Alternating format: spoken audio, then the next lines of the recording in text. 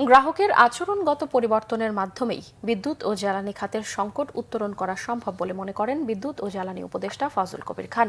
শনিবার সকালে রাজধানীর উত্তরায় বাংলাদেশ পোশাক প্রস্তুতকারক ও রপ্তানিকারক সমিতি বিজিএমইএ ভবনে নবায়নযোগ্য বিদ্যুৎ উৎপাদন নিয়ে আয়োজিত সেমিনারে এমন মন্তব্য করেন তিনি বলেন, গরমে স্যুট পরে এসির তাপমাত্রা কমানোর প্রবণতা ও অহেতুক বিদ্যুতের অপচয় বন্ধ করতে পারলে আসন্ন রমজানে লোডশেডিং এড়ানো সম্ভব।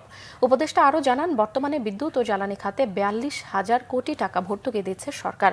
আইএমএফ ঋণ শোধ করার ব্যাপক চাপ থাকলে সত্ত্বেও জনস্বার্থে গেল 6 মাসেও সরকার বিদ্যুতের দাম বৃদ্ধি করেনি। তাই সকলকে অহেতুক বিদ্যুৎ অপচয় বন্ধ করারও আহ্বান জানান জ্বালানি উপদেষ্টা। আমাদের যে জ্বালানি এবং বিদ্যুতের যে সংকট, সেটা থেকে উত্তরণের প্রধান উপায় হচ্ছে আমাদের আচরণগত পরিবর্তন করতে হবে। গরমকালে স্যুট পরার দরকারটা কি, প্রয়োজনীয়তাটা কি? আপনি কি স্যুট না পরলে আনস্মার্ট হয়ে যাবেন? বলেছি যে গরমকালে থার্মোস্ট্যাট 25 ডিগ্রির বা তার উপরে রাখতে হবে।